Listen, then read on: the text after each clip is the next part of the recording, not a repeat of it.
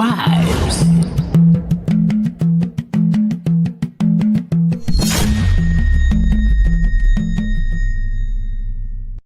Ẹ kú dédé ìwòyí gbogbo ẹ̀yin tí ń gbọ́ mi jákèjádò orígun mẹ́rẹ̀ẹ̀rin orílẹ̀-èdè àgbáláyé. Mo tún ti dé bí mo ṣe ń dé fún tòní láti ìkànnì Gbajúmọ̀ Online TV lẹ́tún tí láǹfààní àti mọ̀ ń gbọ́ wa nírúfẹ́ àkókò yìí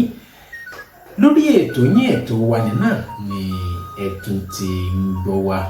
Ẹ ti mọ̀ pé ànífi kan pé méjì bẹ́ẹ̀ sì ni ànífi méjì pé mẹ́ta ọ̀nà kan gbòógì tẹ̀sí ti lè mọ̀ gbọ́ àwọn òótọ́ ọ̀rọ̀ nípa ìrìn àjò ayé bá a ti ṣe bí ó ti yẹ tó sì jẹ́ wípé yóò padà rí bó ṣe yẹ ó rí. Ọ̀rọ̀ kékeré kan ní gbé mi nínú tí ń gbé mi lọ́kàn tí mo ní kí n tún yànnàná rẹ̀ fún gbogbo ẹ̀yin mùtúmùwà ká tún jọ wò lójú dáadáa. Gbajúmọ̀ TV, where tradition meets vibes. Ọ̀rọ̀ kan ló ṣe bí ọ̀rọ̀ láàrin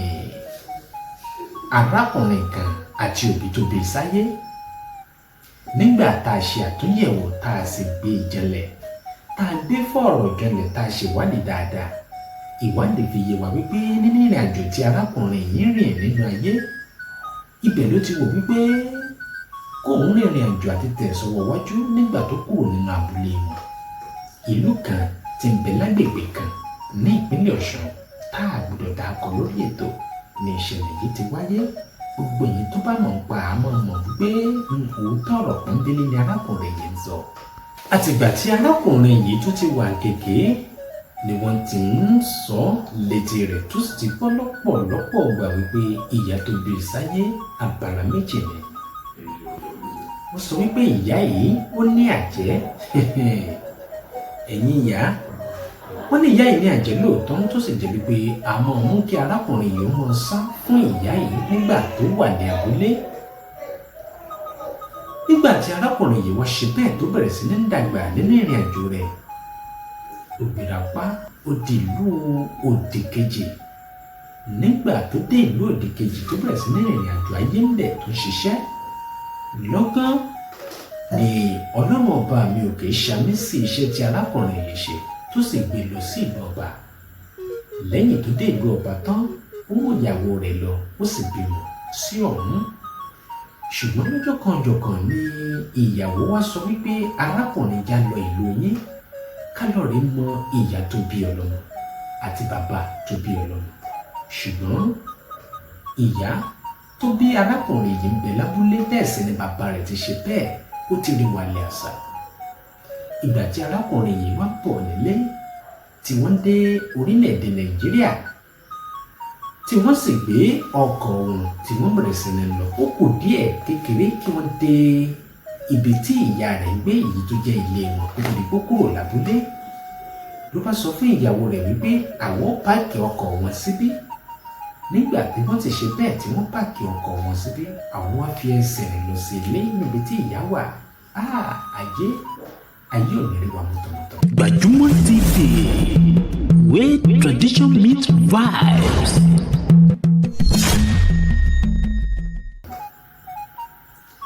Bí arákùnrin yìí àti ìyàwó rẹ̀ àti àwọn ọmọ rẹ̀ bí wọ́n ti wọnú ilé báyìí, ìyá sì kí wọn káàbọ̀. Ẹ kú ọjọ́ mẹ́ta, bóò nìkan iṣẹ́ ń kọ́, agbègbè yín kọ́ o, ṣe dáadáa lẹ́wà. Ó kíra wọn lóòótọ́, ìyá yìí sì ṣe dáadáa sí ọmọ rẹ̀. Ṣùgbọ́n láìpẹ́ láì jìnnà síra wọn, nígbà tí wọ́n dé, ìyá ìwà pe ọmọ rẹ̀ wípé ọkọ̀ tó fi ń ṣẹ̀ṣẹ̀ rẹ̀ kọ́. Ó ní ọkọ̀ ò ní ọkọ̀, kódà àwọn mánéèjì ibi tí wọ́n wà ní. Ìyá ìwà rẹ́rìn-ín ayé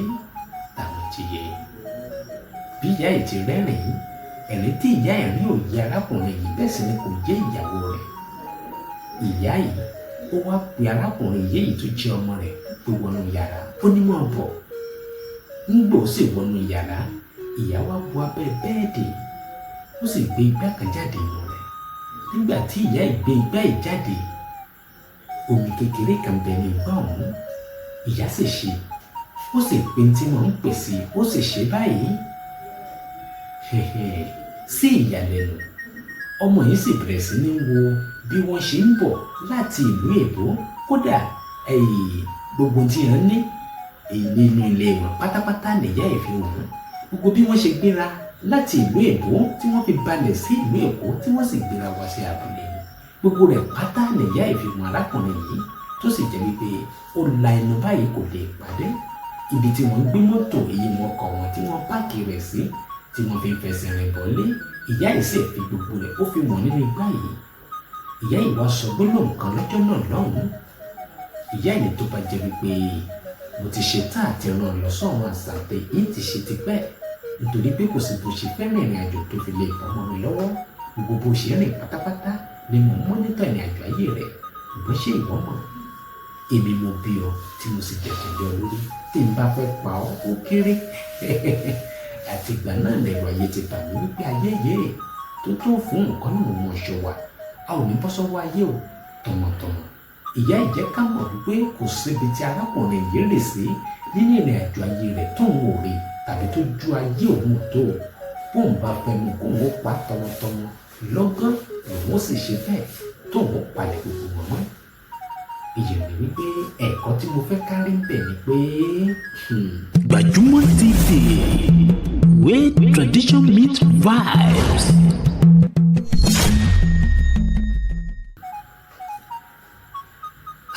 Kí Elédùà kó mọ̀ ṣọ́ wa kì í ṣe gbogbo ẹ̀dá tí ó bá bèrè sáyé àwọn àjẹ́ méjì ní bẹ àwọn àjẹ́ kan wà tó jẹ́ wípé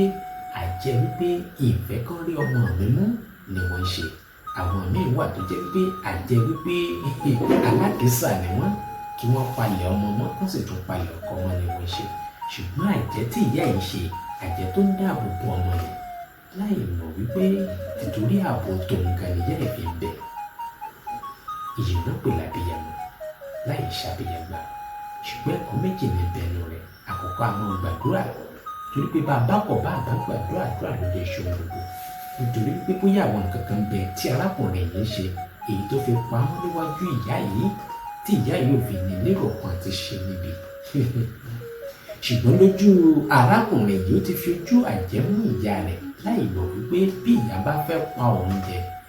yóò ti ṣe bẹ́ẹ̀ yóò ti mú yóò sì ti fi lànà bàbá rẹ̀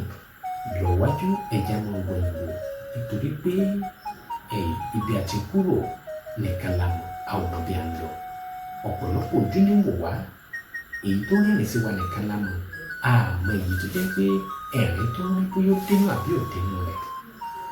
bóyá èyí tó jẹ́ pé kò rẹ́rìn gẹ̀ ló ní inú tó dáa sí wa èyí tó wá rẹ́rìn tí ń ṣe yẹ̀yẹ̀ lójú àwọn kan nínú wọn kún fún ẹ̀kọ́ òun ṣọ̀ṣọ̀ ẹja máa ṣọ́ra nínú ayé ká sì mọ ìṣirò tó tọ́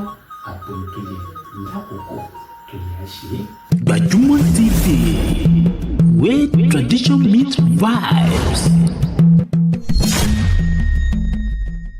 Olúwatósìn Olóyèdè lóko tí èmi jẹ́ gbogbo ayé mẹ̀sẹ̀jẹ̀ láyé pẹ̀sẹ̀ńtà ó tún lọ fún tòní o tó bá tún dọjọ́ rà á tún mọ̀ padà pàdé lórí ètò ó dá mi lójú pé ti rí ọgbọ́n kan tàbí méjì kọ́ láì bẹ́sù bẹ́ẹ̀ gbà ìkànnì Gbajúmọ̀ TV náà lè ti láǹfààní àti mọ̀ ń gbọ́ wa Gbajúmọ̀ Online TV ẹ̀ ti mọ̀ wò wá ní kẹ́tẹ́kẹ́ ẹ ṣeun tí ẹ̀ ń wò wá ní ìkànnì Gbajúmọ̀ Online TV.